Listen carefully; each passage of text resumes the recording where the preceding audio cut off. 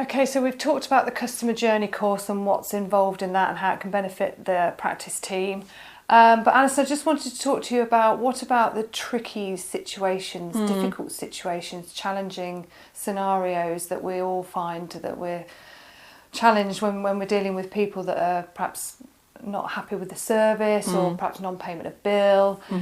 How does the difficult situations course, which has been specifically developed to help people in these situations, how does that work? One of the really important things about developing, again, we were asked. People said, look, you need to put on a difficult situations course because there is a gap. There isn't something that's doing it for us. There are lots of options out there for courses, and there's some very good courses out there. But for the team members who are dealing with the day-to-day typical situations which have become challenging. And veterinary specific. Veterinary specific, yeah. oh, completely. Yeah. And what is difficult in a veterinary practice is very different to perhaps what would be a difficult situation in a hotel or in a car showroom. There are different sort of layers to this. And because we were asked again and again and again to put a course on, we did, as all good customer-facing businesses do, we listened and we acted and we found what was missing. And the bit that was missing is it isn't about the big situation that goes dreadfully wrong. It's about the little bits day by day, the incremental, someone wasn't happy, we gave the wrong ashes back, or we lost the dog's collar, or we didn't estimate appropriately, or we weren't open when they needed us, or we just closed and we said, come down straight away, and they've gone to the wrong branch rather than to the main hospital, because we have all the things that happen in everybody's practice, just everyday difficult situations. And our point of difference to other courses that we've seen and people have been on is that we say the situation is the difficulty. The person isn't a difficult person. And you see courses for how to handle difficult people. The people aren't difficult.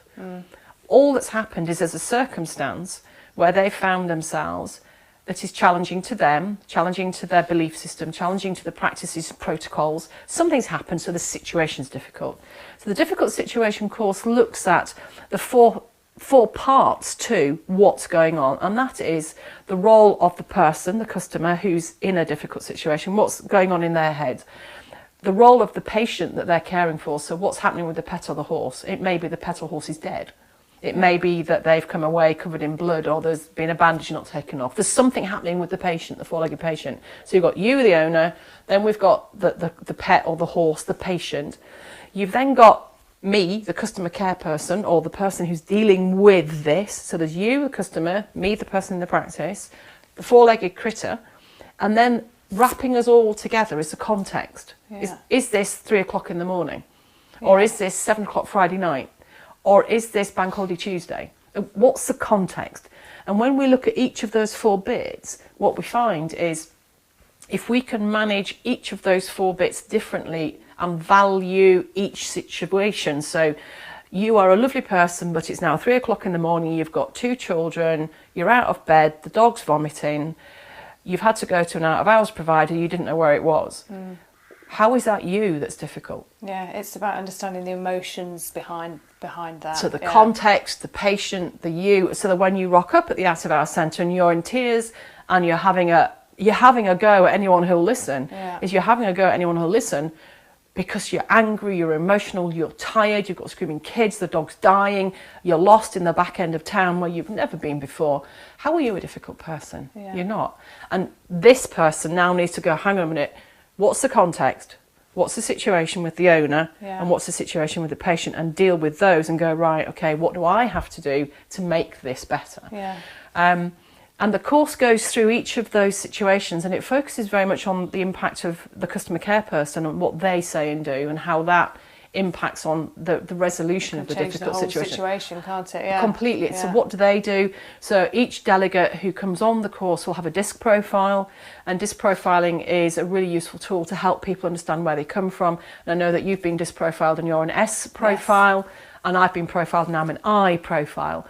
So that means I'll go off and have tangents and ideas and loveliness and be thinking away with the fairies most of the time.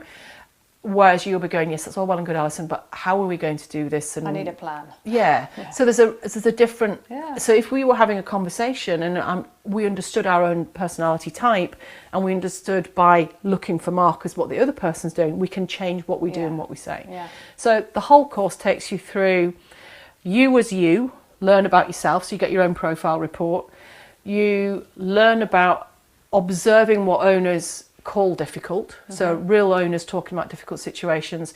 We get to watch videos of owners having had a scenario that's happened to them in real life, and we then get to see how could we have made it better. So understanding listening skills, understanding how to use phrases and words. So here's video, learn, how are you going to change it back at work, and introducing a tool called Clardoc, which is a really useful tool for keeping calm, listening, acknowledging, refining, defining, overcoming and closing.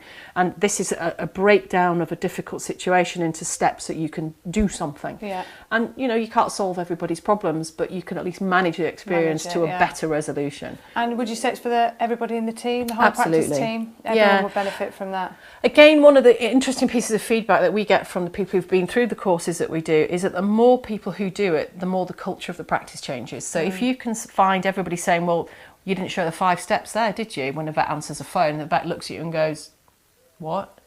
If you need the whole team to know what the culture is. So if the culture is we do our consults like this, we do our phone handling like that, we understand our customer journey, and this is how we handle a difficult situation. This is what we do here. That becomes culture, and culture is very strong.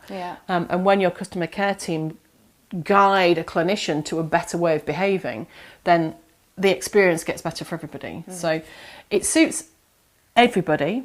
The reality of how these things work, though, we understand very much that probably the practice managers will come on first.